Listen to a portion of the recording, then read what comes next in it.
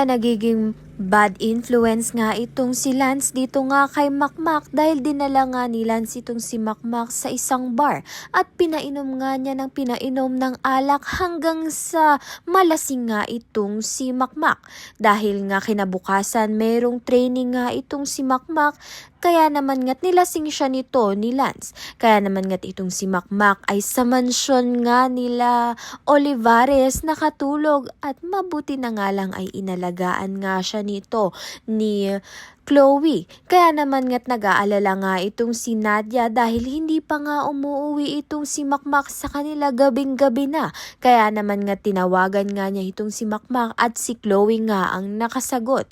Magulat na nga lang itong si Nadia dahil magkasama nga buong gabi ito ngang si Chloe at si Makmak. Kinabukasan ay itong si Kaloy na pinuntahan itong si Makmak dahil may training nga sila. Tinding sakit ng ulo nga ang naramdaman nito ni Makmak dahil may hangover pa nga siya dahil sa pagkalasing niya. Subalit lahat ng ito ay planado nga ni Kaloy at ni Lance. Kaya naman nga't yan at iba pa ang dapat nating pakaabangan. Maraming salamat sa iyong panonood.